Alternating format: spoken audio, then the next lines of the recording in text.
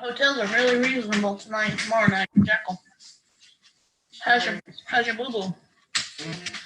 How's your boo boo? Better? Huh? Better. It's not red at all anymore.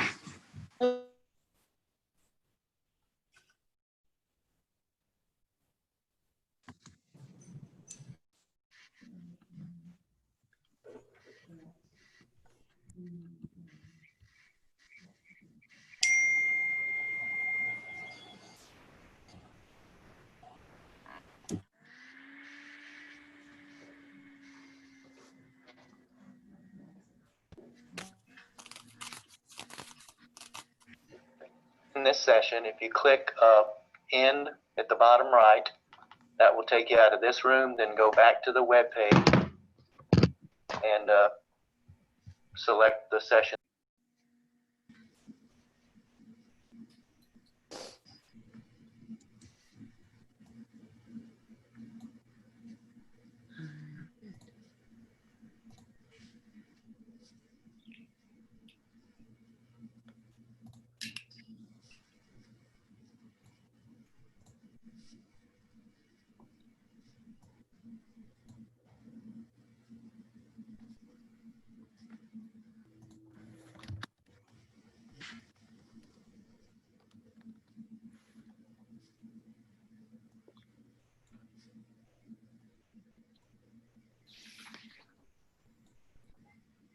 Knows that.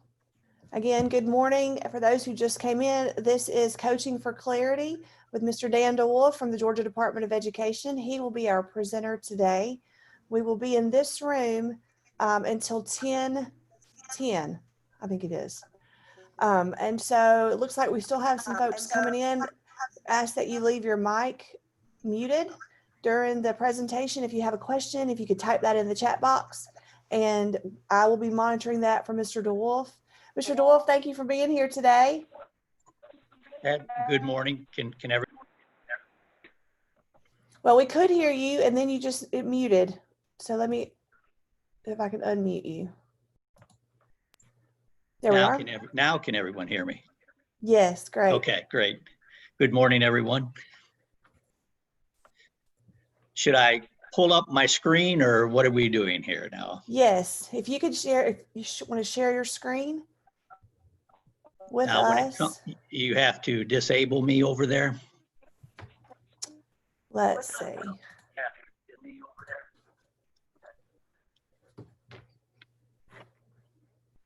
Try it now. Aha, there we go. Is everyone, do you see it now? Yes. Okay.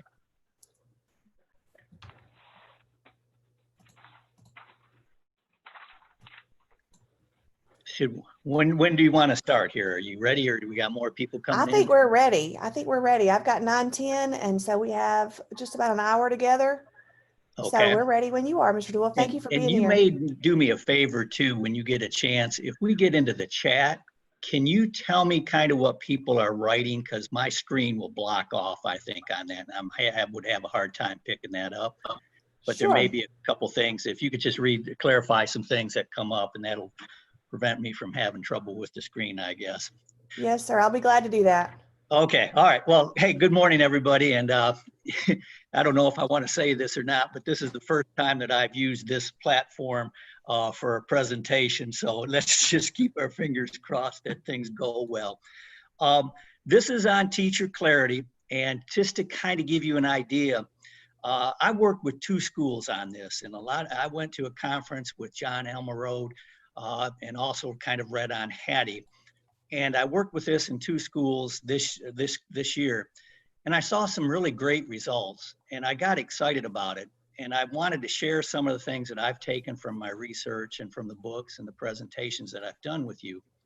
And it's basically this concept of using learning intentions and success criteria to help teachers focus and actually help improve student learning. And before we get started, I do know that you're going to need a piece of paper and a pencil, because you got a little exercise to do coming up here to try to make my point. But first, just let me say this. I'm not going to give you a silver bullet on anything. Um, it's because there's a lot of good initiatives that are going on at the schools, and I've seen them at work. And I just sometimes feel, though, when I don't know if you've ever felt like this, but do you ever feel like you have initiative fatigue at your school? Because we have so many initiatives going on and so many different things going, that we just wonder, are you all getting burned out? Are teachers getting burned out? And so, I just always ask this, and I know this may sound counterintuitive, but I'm going to ask you to think and consider working this with your teachers a little bit. I don't know if you call it initiative. One thing I like about this is when you go through this, you're going to find out you're doing a lot of the things that probably should be done.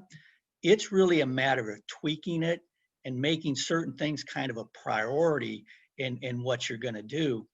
And I think you'll get for a better term, the buy-in once you start working with the teachers, and maybe that you see the impact and the power it can have as you implement teacher clarity in your schools. So, so again, I know that it sounds, oh my God, here comes this state person and he's going to throw another initiative out at us. But I want you to consider it. And like I said, in some ways it's easy to begin to implement. It doesn't cost anything. And just consider it as we go. And if you do have questions, put them in the chat box, because I'm sure there'll be several that'll come up. So here's how it starts off. If I was starting a lesson, I'm going to start off with a learning intention. Now, we all have heard this term learning target, and I want you to kind of switch a little bit and think in terms of maybe changing it from a learning target to a learning intention. And as we go forward, maybe this would become more clear. However, if your teachers and your system are still want to go with learning targets, go with that. Learning targets. There's no problem with that. They're interchangeable. But I like learning intention better. So what I would do if I was in a classroom, I would go in front of my class and I would say, students, today, what are learning intention? What I want you to be able to learn today is I want you to understand the importance and need for teacher clarity and the use of learning intentions and success criteria. Then I would give you the why. I'd have to tell you why you would want to do this, because really I think that it's going to have an impact on student learning. So I'm giving you the learning intention. Sometimes the learning intention can be rephrased this way, and I kind of like this. Today I'm learning about the importance. So I just changed the terminology a little bit, but it's still the same. Now here's the thing, students. Today what your success criteria will be, by the end of the day, here's what you need to be able to do. I can describe what is meant by teacher clarity to my peers. And what you would do is you would go through, and I'm not going to read these all to you, but these are the things that for me as a teacher, I'm telling you as a student, these are the things to be successful today in my classroom. These are the things that I want you to be able to do. Now, there is one down here that I want to point out to you that I think is extremely important, is that number 3. And that's one thing if you can get out of here today, if you can list the 3 critical questions for learning intentions and success criteria, you're laying the foundation and the framework to make this teacher clarity thing work with your teachers. Then I just had I had added a couple more things for the teachers as far as success criteria and things that you would have to do. So we go with the idea that when we go forward in a classroom, we're going to talk about the learning intentions, and then we're going to talk about the success criteria. So here's the thing that I know that I've had pushback on from teachers and administrators. Well, haven't we learning targets? Haven't we done this before? We've been doing this for years, and I've been doing this for years too, that I've always seen learning targets are up there. And if you think about it, here's what we're doing. We do put the standard on the board. I've seen that at times, and we've all seen this where we've seen the standard, which sometimes can be extremely long, written on the board, taking up all the board, and it's out there. But we've been told to put the standard on the board. We have the students and teachers breaking down the nouns and verbs of the standard, which again is not a bad thing, but I don't know how powerful and impactful that's been. We've written essential questions on the board. Not a bad practice, actually a pretty good practice sometimes when you think about it, and sometimes could actually be considered a success criteria in some ways. But again, I don't know if it's had the impact that we wanted it to have. I've gone in and I've seen writing the learning targets on the board, kind of the more common thing, but I don't know if you've seen this as coaches, but when I've gone in and observed classes, what I usually will see is the I can, and then I see the standard written out on the board, pretty much verbatim of what the standard's asking them to do. And again, I don't think it's the teacher's fault. I think we've just told them that that's what needs to be done, and they're not really thinking about the why. Then I think we ask them to state the learning targets and standard. And again, like I said, that's going to be one thing that you're going to ask them to continue to do, and it's not a bad practice. And, you know, we've even gone so far as this. Not only do we have the teachers doing these things, and we've asked them to do it, but then the leaders and the principals are coming into the classrooms, and they're doing focus walks. And what they're doing is they're seeing, you know, is the learning target posted? And in most cases, it probably could be. I think we've become very good at being a compliance-driven system in terms of making sure that that's done. But here's the thing that really caught my attention as I started to research this a little bit. Everyone says that it's important, you know, that we need to do it. But I don't know if we've really seen the results. It's kind of like this picture shows. It's like the bullseye. We're not hitting it. In some classrooms, maybe, but in others, we're not. And you kind of ask, what's the missing link? What's happening? If they say that this is kind of critical, what's happening that we're not doing this? So I'm going to ask you, and Amy, this will be fairly quick if we can do this in the chat box.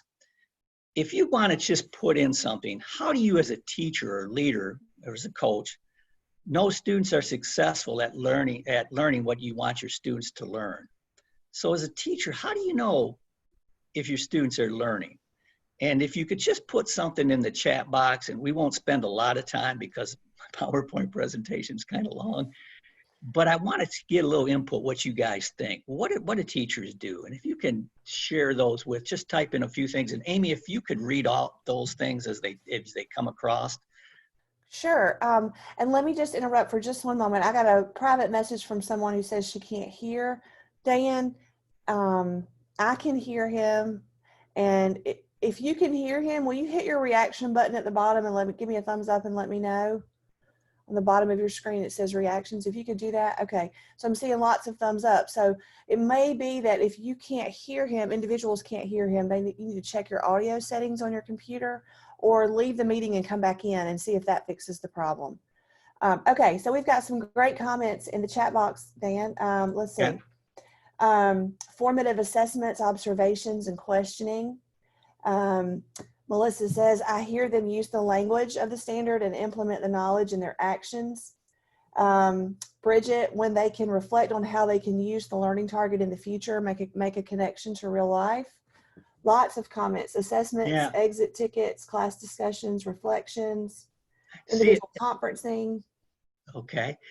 And now I want you, when we look at that first one, most teachers are going to give us a pretty good comment on that, and coaches will say it because they do see this. Okay, and so that's good. So yeah, we're looking for that as a teacher. We're kind of know what we're looking for. Okay, and I see that.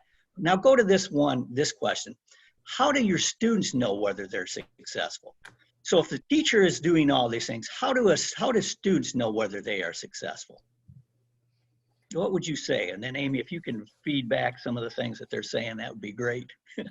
Yeah, sure. And some of them actually address that in their first response, you know, if they can teach someone else, if they can articulate what they're learning and if the students can articulate how they'll know that they're successful.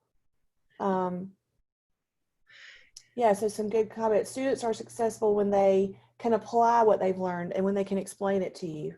Great, yeah. So one of the things that you're going to start seeing, like I said, a lot of things that you're doing are what you want to do with the teacher clarity. It's interesting though, when I ask students, how do you know if you're successful or not? It's interesting to hear the responses that I'll hear, because a lot of times it doesn't match up with what the teacher is thinking.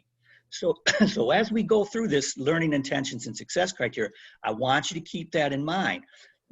Because that's, I think, is going to be where some of the missing link comes into play.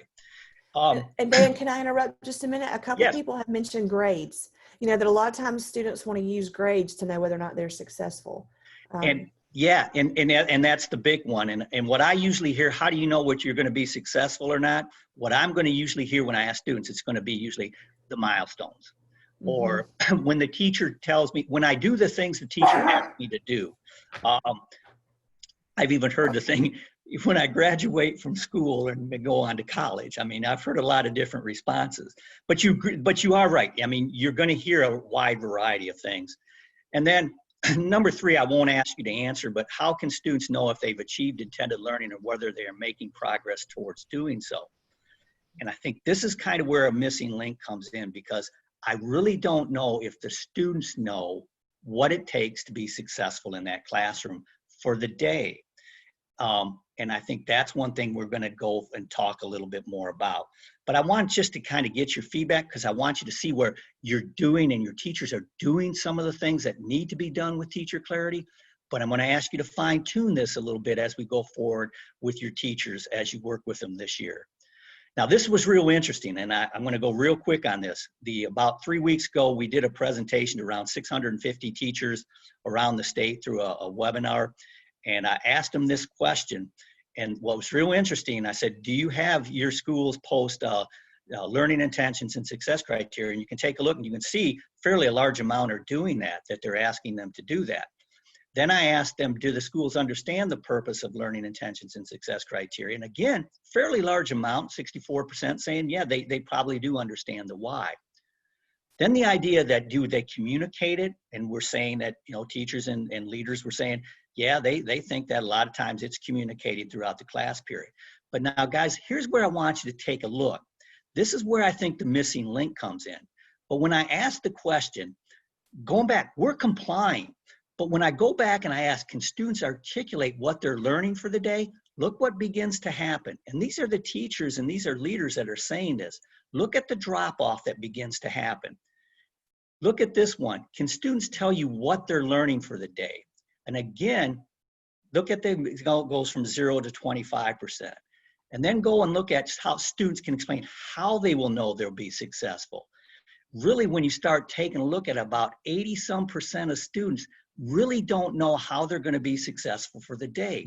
There's the missing link. Students need to know these things up front, that you're not hiding the learning from them. Even though teachers in their minds know what they're probably going to be teaching for the day, it's not getting down to the student level. So here you go. Everyone, take out your sheet of paper now. Okay, I got a little assignment. Now, some of you may have done this before, because some of you have seen me before do this with you guys. But I want you to take out a sheet of paper and get ready. I got an assignment for you. All right, here it is. Your learning intention for the day is I want you to draw a butterfly. So on your sheet of paper, take out a piece of paper, and I want you to draw a butterfly. However you want to draw it, make it look good. But I'm going to give you a couple minutes to go ahead and draw your butterfly. And Amy, if there's any questions that come in, usually at this time we can kind of field some questions while they're drawing, but I don't know if you have any or not there.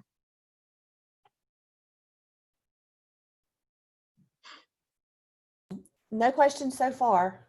Okay. So, there was a lively discussion in the chat box about grades, and while they're drawing, I can just sort of summarize that for you if you'd like me to. That'd be good. Some were saying that, students rely on grades and they want to use that as a measure of whether or not they're successful, but grades don't always reflect standard mastery and what they know and are able to do, and I even typed in there, sometimes grades can reflect work ethic. So. And one of the things that we go forward with this is, as you all are still drawing, is the grades too. When do grades come? Grades come after a quiz, grades come at the quarter, 6 weeks or whatever. So students are really guessing, am I getting it or not? Do I really understand the material?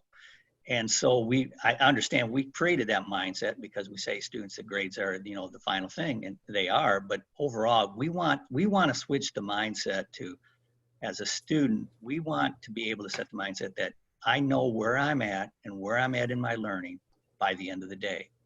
And so we're gonna kind of narrow the focus down a little bit more. So, so I hope you're all. I agree, and I've heard it said sometimes that grades are an autopsy, after after the fact. And so what are we doing along the way to check for progress and to check for understanding? So good point there. Okay, I hope you're all kind of putting your final touches on your butterfly and see what you all come up with. So, you know, and again, feel free. It's too bad we can't share a few right now on the screen because I would allow you to share your butterflies. Well, I think we can if you want to turn your camera on and hold it up. Well, hey, you know, that's a good idea. But no, I tell you, I think we're going to run into a time. Okay. Yeah, I really do. So, all right, guys. I'm gonna move on unless there's anyone that needs extra time. I don't know where you're all at, but if anyone really needs more time, just fire off something or throw your hand up or something. I don't know, but we're gonna go forward. All right. So now you have your butterfly. Now what I want you to do is I want you to evaluate your butterfly. Okay. Now when you do this, if you do this with your staff, what I actually have them do is I have them go around and I let them make changes in it before I get to this point, you know. So anyway, here you go. If your butterfly has wings, give yourself 3 points. So if you did put wings on your butterfly, you just got yourself 3 points. If your butterfly has antennae, give yourself 5 points. So if you have your little antennas sticking out from the abdomen, you can give yourself 5 points on that. If your butterfly has elongated wings, give yourself 5 points. You usually have the discussion, what's elongated wings mean? If you think you have elongated wings, you give yourself 5 points. You go ahead and you give yourself 5 points on that one. If your butterfly doesn't have a small bud drawn at the end of each antenna, take off 6 points. So if you don't have little buds drawn on your at the end of your antenna, you take off 6 points. If your butterfly does not have circles or dots on the outside of the wings, you need to take off 5 points. If your butterfly does not have wings, if your butterfly does not have wings darkly shaded around the edges, you need to take off 8 points.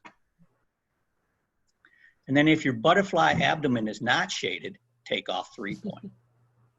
Okay? So basically, that was your evaluation. I'm going to ask you how you did. You know, how did you do at that time? And this is what I wanted your butterfly to look like. So how did you score? Okay? So now, here's the question I want to ask you. How did it make you feel after you were assessed on your drawing? And Amy, I'm going to ask you again real quickly. Give me a word, just give me one word, keep it good, and describe how you felt after you were assessed on your drawing. You drew your butterfly, you were assessed. How did you feel about that? Type one word in there real quick, if you can, into your box. Yeah, we're seeing some numbers. If you will, give us an adjective. Tell us how you feel. Some folks are defeated, frustrated, deflated, more frustrated, bummed.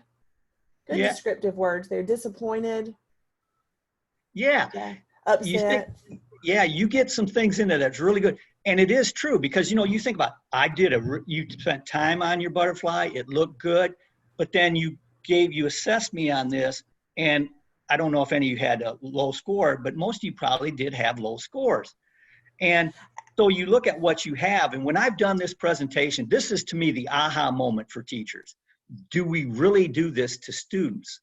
And what I usually will hear from it, and some of these are things, I'll get anger that I'll see sometimes from some teachers or people when we do this. I see, are you kidding me? You know, I had a good drawing, and this is what you did to me. I like this one best of all. It's like, I don't know what's going on here type situation, but you see that type of a feel. I had people say after we've done this, I quit because I had no idea that this is what I was being graded on. And again, another frustration look right there that you have. And then the idea, it's just total frustration. What happened? But here's the thing that I want to ask you this is, do we do this to our students when we go into the classroom?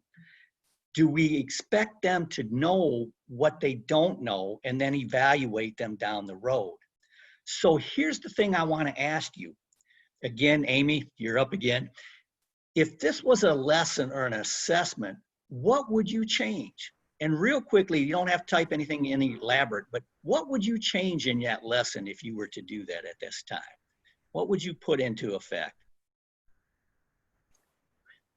And Amy, if you get some responses, just read those out if we can get those in. Sure. So we're making some suggestions for having a rubric, having the success criteria, provide clear criteria at the beginning. I agree with Nancy. This would be a great task activity to use with your teachers. Be very clear about expectations. Show the exemplar up front, you know, if you showed that picture first. Okay. And I want you, as you guys type these things, remember, this is, we know these are the things that you need to do, and we know they're effective. But I'm gonna challenge you with your teachers this year. I really don't know if we're really not making the learning clear to the students. And like you said, they're waiting until the end to find out what they're being assessed on. So I'm like you. I have these things that these are responses that I've heard when I've talked with teachers before. Why not give us a rubric? Should have been more clear. What someone mentioned, success criteria. Give us the success criteria. I can't read that one because it's blocked out. But as you can see right there, it's something there. What about a checklist? Yeah, a checklist. Give us a checklist of those things that you said you wanted. Could you have not have modeled it? Show us a picture of it first. And the thing is was there clarity in the learning at the time? I told you to draw a butterfly. You drew a butterfly, okay? But there's no criteria, there's no success criteria. So as you work with the teachers, we need to make sure that the students understand this. John Hattie would say this: why not show them what success looks like in the beginning? Why not say, this is what you're aiming for. This is how you will know that you're successful. So was there clarity in your learning? I would say, as this person would say, no, there's no clarity in the learning at this time. Do we do this with our students? Sometimes I wonder if we're not doing it and our students are out there wondering, what am I supposed to be learning for the day? And then I sometimes think this: do the students feel like this? Help, don't get it. I don't know what you're asking me to learn for the day. So here we go.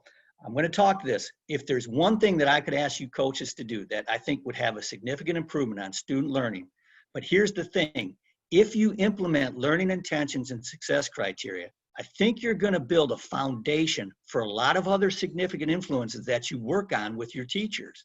And again, what would that be? In its teacher clarity.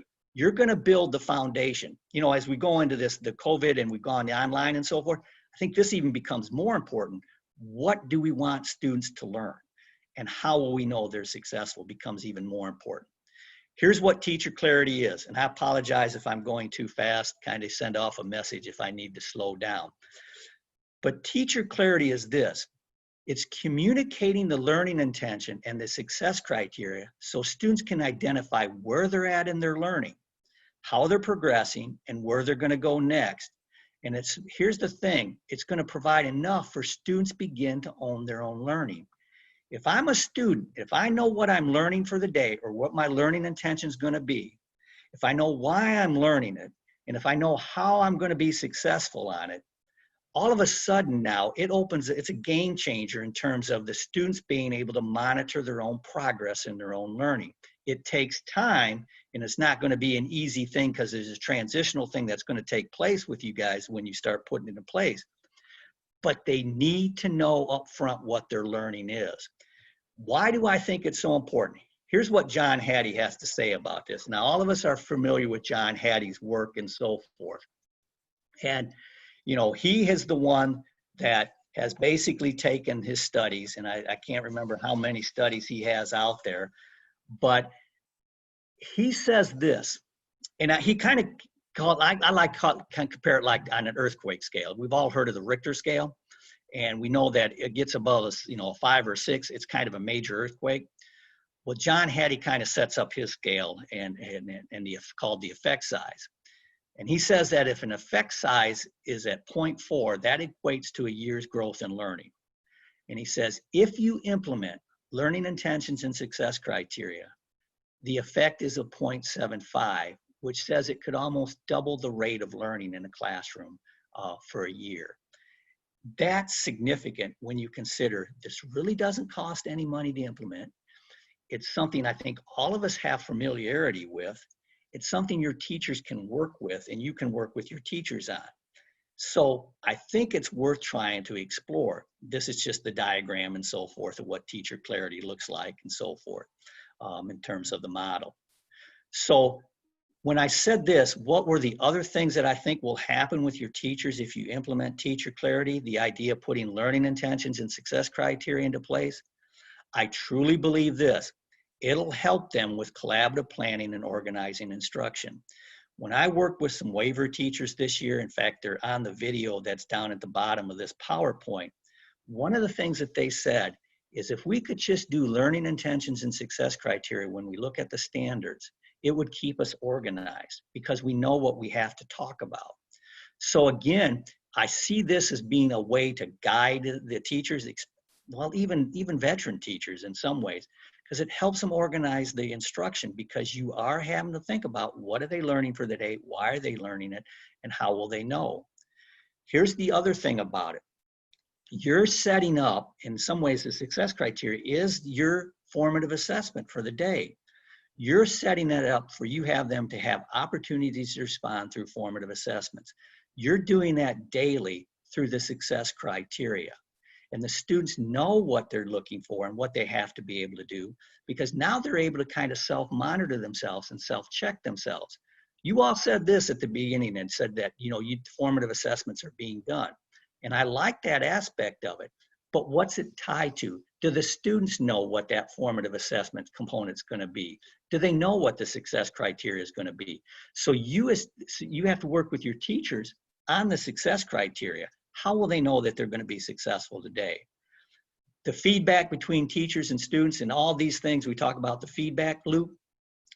If students know what their learning intention is, what their success criteria is, they can respond better to what the teacher's questions are. They can generate the questions. Instead of the teacher to student type of feedback, we'll get more of the student to teacher feedback because they know where their learning is supposed to be going for the day. And I hope this starts making sense as we go forward. And at the end of the PowerPoint, I go a little bit more into this idea of feedback and how important. But again, all of these are high impact strategies that you're putting in place or you have in place, but you build the foundation off the learning intentions and the success criteria. And here's the big thing. Now, this would take a while because it takes work, but the idea, can you imagine the idea is getting students to self-monitor and assess themselves? Well, how can they do that? Well, they know what they're learning and they know what it takes to be successful. As someone says, we're not going to hide the learning from them. Now, here's the other thing that I thought was real impressive with Hattie's research. He says, if you can do all of this and you can do it well, guys, take a look at this as far as an effect size. If I could go into the classroom and I could triple the rate of learning in a year, it's got to make, why wouldn't we want to try to attempt this? So as coaches and as you work with your teachers or even go into the schools, just consider it. I mean, there's some impressive things that I think that you could build off of this presentation. I'm going to go quickly through this, but your impact on teachers, it's going to make them select better experiences for their students. It's going to have them design opportunities in terms of how will I know that they've got it? I guarantee you'll see an instructional framework that begins to go into place as you put teacher clarity into place.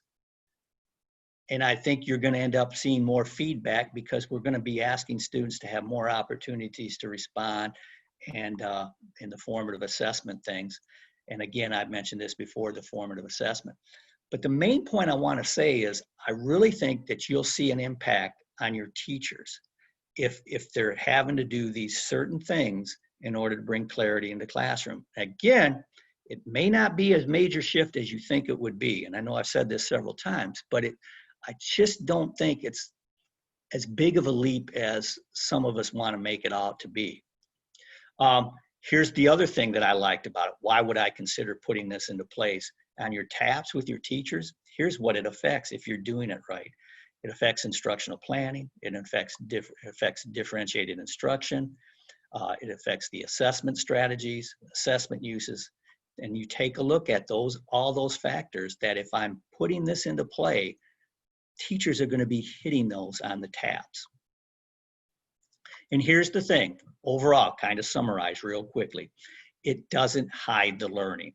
So we're going to what I'm trying to tell you guys is you're telling your teachers, you're going to tell them up front, this is what success looks like. Here's what I'm learning today. Here's what success looks like. So what you're going to have is hopefully not this look of total frustration, what we sometimes see with our students, but we're going to say, hey, if I know what I'm supposed to be learning and if I know what it looks like, I have a target to aim for. But you got to show me that up front, okay? Now, I'm not going to show this video to you guys because it's longer, but it's going to be on the PowerPoint that you're going to get. This is John Hattie, and it's about a 10-minute, 9-minute video that you do have here. But he goes through and he talks about learning intentions and success criteria. In fact, probably does a much better job of explaining it than what I just did. But he gives you, again, some background ideas, or I would say reasons why we need to do this. We know that there's certain students in our classrooms that are going to do well regardless. But there is a large percentage of our students who don't know what learning looks like, and they get frustrated. You remember your butterfly episode? Think of how students feel in that classroom sometimes. They're having to wait for a grade to determine if they're going to be successful or not. Waiting for the grade, waiting 4 weeks or 3 weeks for a, quote, semi-formative assessment or a quiz to know if I'm getting there or not. We're going to want to change the mindset where we want to be clear up front by the end of the day for today's learning, was I successful or not in my learning? And so we'll move forward with that. But it is a good video to watch, and I would recommend that you show it to your teachers if you decide to implement this as a strategy in your schools. All right, so what's the difference? Now remember I said learning target, learning intention. They're interchangeable. I like learning intention, but that's just me. And that's kind of where the research is leading off to, is switching from target to learning intention. But again, don't make it a big issue if you want to keep it that way or not. And success criteria. All right, Amy, are there any questions that have come up? Because I know we're kind of zipping through here. Is there anything that you have that's come up real quick? No questions. Okay, so here's where to begin. Here's what I would like you guys to do as coaches, and even just something that would be really interesting. You remember when I asked you those 3 questions, or those questions up there, and you provided a chat, and you were saying formative assessments and so forth, and you said a lot of things. Here's a challenge for you. I'd like you to go into your classrooms, and I'd just like you to pull 2 or 3 students aside. And I want you to go in and I want you to chart and write down these 3 questions and write down what they say. Ask students, what are you learning today in a classroom? I think you may be surprised by what you hear students tell you. Here's what I'm going to tell you. Teachers generally know what they're teaching for the day. They'll even write a learning target up on the board, and they'll even say it. But when you go and you ask students, what are you learning today? Your most common response, and I may be wrong on this, but just from my observation, if I'm in a math class, you guys can guess, what's the most common response? What are you learning today? The most common one is math. That's not what they're learning. So we want to be clear. We want to kind of write down what they're learning for the day. Ask this question, why are you learning it? You'll hear a wide variety of things, but they're never making a connection to the learning.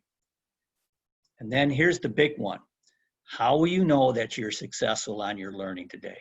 So those are the 3 questions that you want to have students be able to answer in the class. Not only the students, but your teachers have to be able to answer those 3 questions. Now I said that it may be easy, teachers may know, but sometimes they can't answer that question unless you dig a little bit with them. So what did you want them to learn today? Why do you want them to learn it? And that why they'll struggle with a little bit, and don't overwork that one, but they need to make it, because here I'll ask you this. What do you think the students' most common response is? Why are you learning this today? And their most common one is going to be, it's for the milestones. That's what I generally will hear in those classrooms that have it. Then you hear, I don't know, or you'll hear teacher who says I need to, but that's not really why they're learning it. And then how you know they're successful. So those three things keep in mind. So here's the thing. What's the difference now between, because you're saying, Dan, you're having to switch a little bit. The learning intention is the what. What are you learning for the day?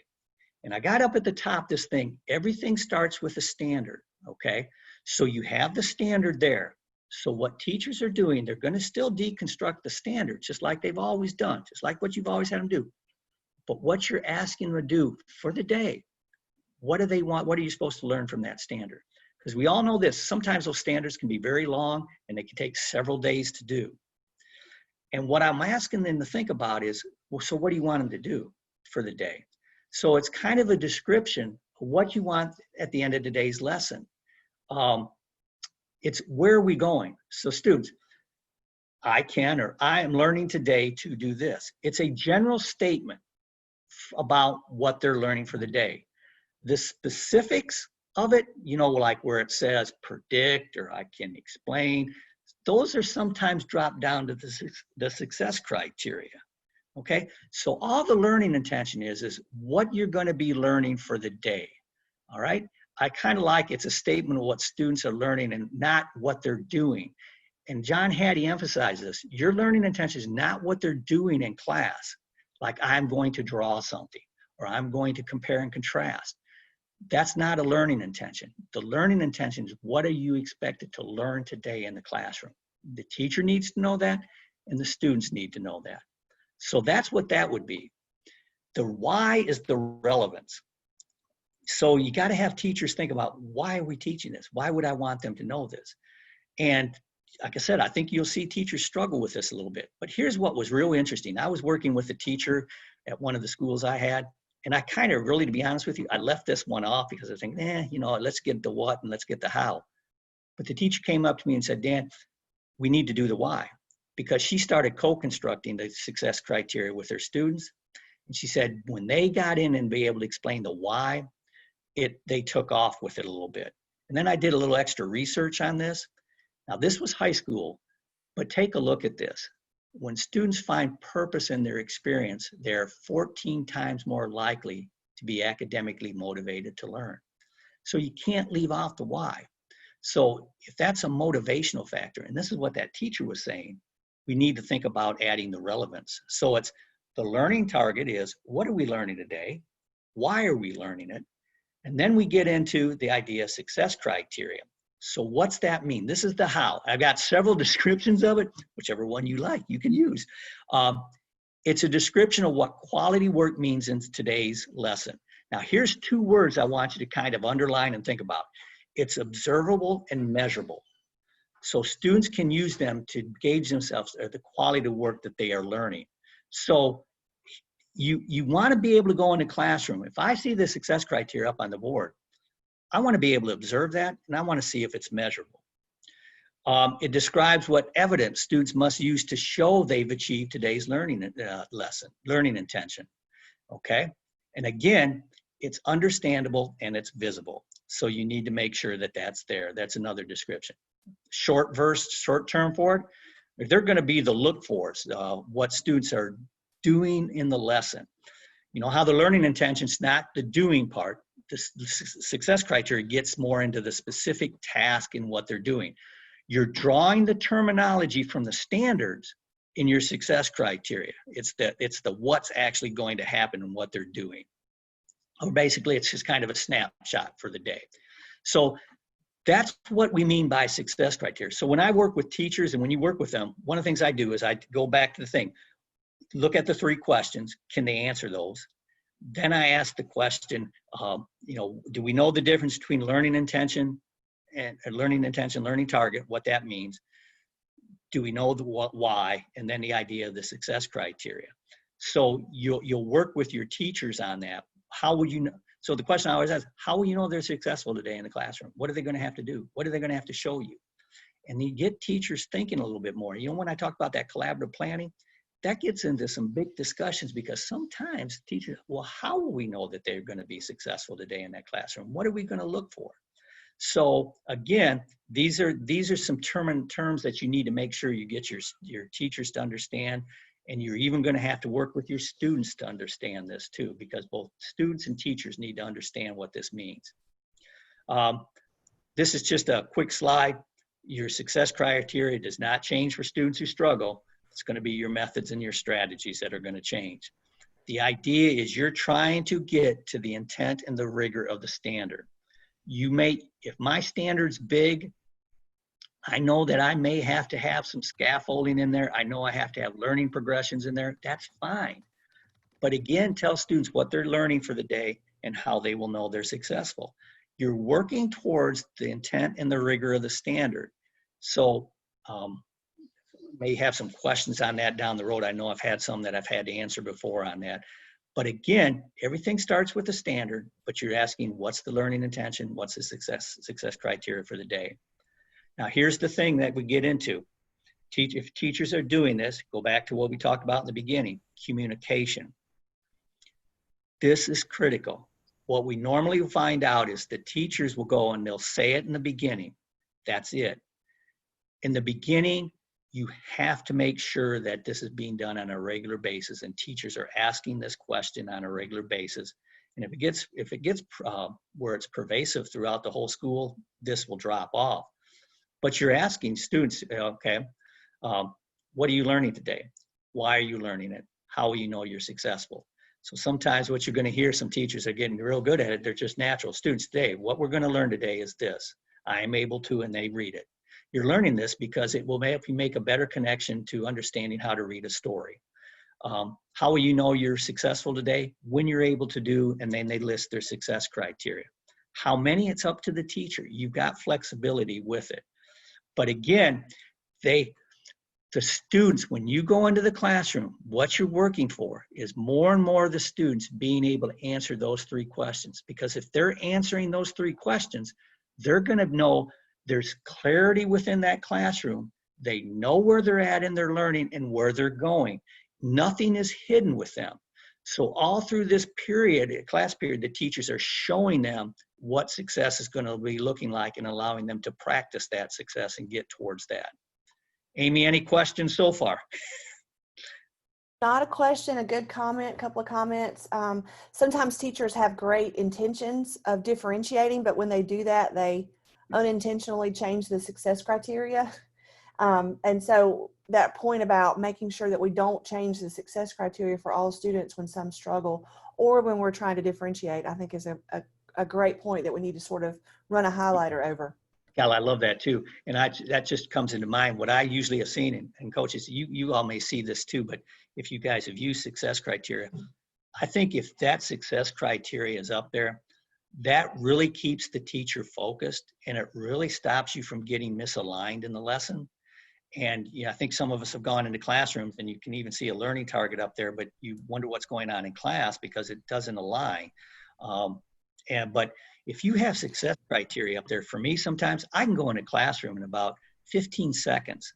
If they're on the success criteria, you know it, and there's an alignment and a flow that just continues throughout the class period. So I love that point, and I think that continues over that. If it's up there, it's visible. As a coach, even as an observer, it's so easy to say, is there an alignment going? Is there a line? They have alignment here. So good point. I think you're right, Dan. And, when I was a principal, that was the thing. It wasn't always an instructional problem that we saw. It was an alignment issue. Yeah. Teachers were teaching their heart out, but the alignment sometimes, if we could just tweak that and make sure that what we're asking kids to do aligns very tightly with the standard. And I think, you're making this very clear for us today. And so I think you're providing some clarity for us. And I love your coaches as far as coaches, because here's the thing that, even as someone I come in, and Amy and I have done this with the school, I always like for an observer standpoint, to provide feedback. And we were getting good at giving the feedback. But my most common thing was, and I even told the teachers up front, when I went into your room, I was looking at your learning intention and your success criteria. I asked students three students, or tried to ask students in that classroom, and I wrote down exactly what they said on an index card. Then I would give that to the teacher, and I would just ask, and then sometimes I would talk to the teacher, but I'd say, is this what you wanted your students to learn today? And all I would sometimes say, if it wasn't working, you have an alignment issue in your classroom. You may think you know what you're teaching them, but it's not getting to your students. They still don't know. And you got to hammer away at that so they begin to understand. Okay. So I've got all this. Then let's get into the examples. So sometimes you got to work with your teachers in terms of examples. What's learning intention and success criteria? You guys probably already know this, so I apologize, but I'm going to put it out there for you. So you come in, and so you starting with the standard. Let's say that, you know, part of the standards is talking about nouns and so forth. But the learning intention, students, today, what I'm going to do today, what I want you to learn is I want you to be, I can find proper nouns in a story. Okay, general statement, not real specific. You could put that learning intention and how really I'm starting to like it. I am learning how to find proper nouns in a story. I like that a little bit better because it kind of goes with learning intention. Why? Teacher thinks of a why. Well, it's going to help me know where to place capital letters. Today, students, to know that you're successful, I can read a story and circle all the proper nouns. Now think about that. What's the difference between the learning intention and the success criteria? You don't have to answer that, except in your mind, no chats. But again, I think when you talk with your teachers, they're going to pick this up right away. You can visibly see something happening in the classroom with the success criteria. Students know, hey, I'm going to read a story, and if I can circle all the proper nouns, that's how I will know that I'm being successful in the classroom today. Teachers will struggle sometimes, but let them struggle with it. It's okay, but you're giving them an idea of what success is going to look like in today's classroom. Here's another one, guys. Take a look at this. Say there's a standard up there that talks it's a geography standard. But today, to get to that standard, what they're going to have to do is, okay, and I put this term, I am learning how to use information from maps, charts, and graphs. So they're getting here's kind of a general, here's what we're learning today. Here's what we want you to do. Now, why? Teacher thinks of a why. It's going to help me understand the environment of how people make a living. Today, students, to be successful, look at the difference between the learning intention and the success criteria. What we've seen before is the learning target, the I can statements that we see. We're seeing a lot of times in the learning intention, the actual verbs that are supposed to be down in the success criteria. I don't know if that makes sense or not, but the learning intention is just a general idea of what you're learning for the day. What do you want them to learn? The success criteria, now it gets into the specifics, and it may actually even in the standard use this idea of compare and contrast. So I'm pulling sometimes from the success criteria, I'm pulling from the standard what it's asking to do. It could say predict. Somewhere along the line in a success criteria, I need to see there's prediction. So now when you guys walk into the classroom, I walk into the classroom, right off the bat, I'm going to think, I need to be seeing this happening. And if it's not happening, I got an alignment issue. Students should be able to tell me what their success criteria is and what they're doing when we get to that point where they're feeling comfortable with it. So if there's any questions about that, fire off on those, and we'll try to answer those. So here's, okay, just a real quick quiz. Which one's a good learning intention? You take a look at it, and in your mind decide. I'm seeing some affirmations, Dan, in the chat box, but no questions. So they're like agreeing with you and all good right. points and such. It's dangerous. Just if you do have questions, fire them off. So you look at that and you ask yourself, and again, you can give these to your teachers. Well, yeah, the second one that I will graph ordered pairs, that's measurable and observable. Okay, so it becomes a success criteria. I will see this sometimes as a learning intention. I will sometimes see I can order pairs and no, that's what they're doing. That's not what they're learning. So you want to keep the learning intention is what they're learning for the day. Again, here's just another example you could throw out them. And the other thing in this PowerPoint, guys, I've hidden some slides. There's more examples for you, but I just didn't want to give you all of the information or give you all the examples because of the time situation. But again, take a look at this. Which one's the better learning intention? You know, and again, we could critique it a little bit, but which one is the learning, what you're learning for the day? And there it is. And the reason why, you look at that second one, they're creating a concept map or a graphic organizer. So again, you're just kind of giving them some practice of idea what learning intention is, and then what a success criteria is. So now there's just a couple extra slides to use. Are these good learning intentions and success criteria? I usually can throw these up on the board. And again, if you look at learning intention, I can understand, you can change this. I am learning how to, okay? You can change that around however if you guys feel comfortable with. The success criteria is this: I can use a model to divide two whole numbers that have fractions as the quotient. Would that be something that you would say, that's pretty good learning intentions and success criteria? And I'd say probably, yeah, that I could live with. Now, granted, we could probably poke holes in it, but overall, not bad. Then take a look at this one, and look at this one closely. This is where sometimes you catch a few people on this. I can identify the geographical features of Canada. So students, today I'm learning how to identify the geographic features of Canada. Students, to be successful today, I can create a poster of Canada. What do you think? To me, what pops into my mind, that's the butterfly activity. Because what is the teacher looking for on those geographical features? What are they supposed to be mapping? What are the geographical features? So a student could create a map of Canada, and it could have the rivers, and it could have the capitals, it could have whatever, but it's going to miss. And the kids are going to be discouraged in their learning because they don't know up front what they're supposed to be learning. All right. Questions on those?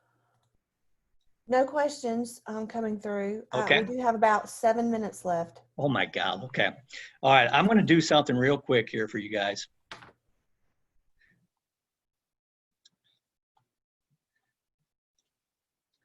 All right. So now you get learning intentions and success criteria down. What's it going to look like? Okay. Making them visible and accessible. Here's what I mean.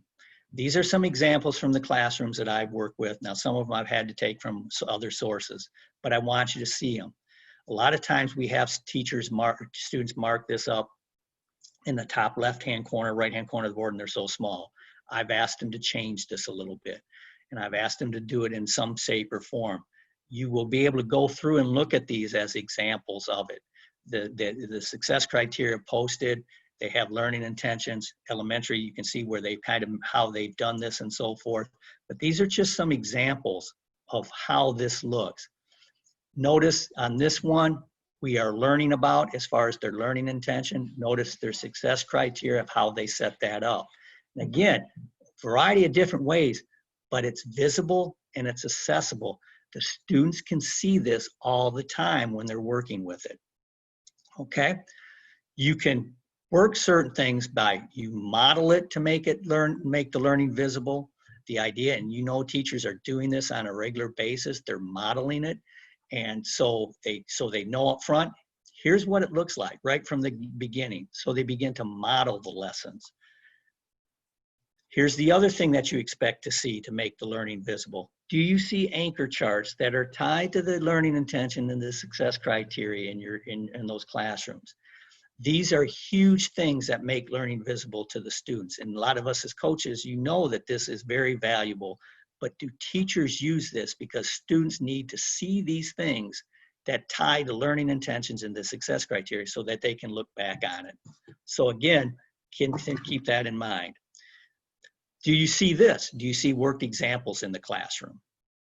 Okay, now I'm going to go through here real quick because I want you to see something else, but they're all here. These are worked examples that teachers have used. I like this one here. Take a look at it. This is exemplars or quality work that moves from level to level to level. And it explains why that is a level 3 and why it's not a level 1. Students see this in front of them and that they're able to use this and they're able to gauge their progress. We're not hiding the learning. Here's level 3, that's what you're aiming for. That's what it looks like. What are you going to have to do? There's the rubric that it points. So you're letting them know up front what that looks like. Do think alouds with your students to make it visible. And I've given you some ideas in terms of think alouds that you can use. Use exemplars. Again, a lot of things you've already said. Use rubrics. Eventually, you'll get to this co-constructing the success criteria. You're just asking the teacher to basically work with your students. What will success look like when we get there? Look at the standard. Interesting when this works and you put this into place. And again, if you all have any questions about this when they're done, let me know and I'll be able to explain this a little bit more in detail with you. Now, here's where I want to, the other thing. Remember we mentioned formative assessment I wanted to get to before I have to sign off. The formative assessment that you're going to do, if I know my learning intentions and my success criteria, I'm going to be able to formatively assess my students on a regular basis. So we know here's the ways that we do this. Okay, we've got all this. Here's what I've seen in the classroom. And I think this is more important before we sign off. Here's what I've seen. I had this. At the end of the day, they have what the success criteria is. Students then go in and they write their name in that little target there, if they got it or they didn't get it. Simple thing in the middle, did I get it or not get it? There's the checklist that they use. At the end of the day, they check off, do I have it? Do I not have it? Do I need extra help? This one right here, the exit slips, students go in and they self-assess. This is at the end of the day. These are like these exit tickets. These are ways that they're monitoring themselves. So take a look at it right here in terms of how they do this. And Amy, I know I'm pressing for time here. Yeah, we're about out of time. Okay. So basically I can stop there because if you have this section into place, if you can work learning intentions and success criteria into the format, what's going to happen is you're going to bring clarity into that classroom. And if you're bringing that clarity into the classroom, what you're going to be able to do is you're going to be able to formatively assess students on a daily basis and look back on this chart right here, and it gives you examples of how they're basically formatively assessing. But they're getting that feedback right away. The students know, did I get it or not? Now that takes time to get them to do it, but it can be done. Amy, I'm going to close it. Awesome. Guys, And I just, go ahead. no, I was just going to say about the learning card on the screen, you know, that is TEKS TAP standard 5, you know, Yeah. assessment strategy. You're gathering data from your kids right there. And so sometimes teachers think that they have to have this formal assessment, but it could be something as simple as that example that you have on the screen. So I really like how you shared that with us today. And I know that there's so much more we could have said about success criteria and learning intentions. We are actually considering having a follow-up workshop on this. Dan and I have sort of been talking about that. So those of you in our Middle Georgia RESA, we look for an email coming out. Hopefully we can schedule part 2 of this training if you're interested. Yeah, let us know if you're interested in going further. There are some more things in here, but it just kind of give you a glimpse and an overview of what it's all about. And again, I don't think it's too difficult to implement, but I know there'll be some questions. But you all have my email address. You know, feel free to email me. And like I said, Amy and I would love to be able to talk with you guys a little bit more and get you all started on that. But I hope it answered some of your questions. I apologize that you know, there's just so much information in there, and I apologize that I didn't get it all in, but it's all in the PowerPoint. And there's a couple videos in there. There's a couple videos of some teachers that used it, using introduction of learning intentions and success criteria. So feel free to use that. Call me or you know, email me at any time, and I'll be glad to help. And thanks again, and I'll be quiet. All right. Thank you, Dan. We're getting some great comments in the chat box. Lots of people are saying that it was very positive comments. It was a great session. Thank you. It's been fantastic, et cetera, et cetera. So great. Thank you again, Dan, for being here and partnering with Middle Georgia RESA to offer this session today. Just a couple of housekeeping things because it is 10:10 and we have to sign out.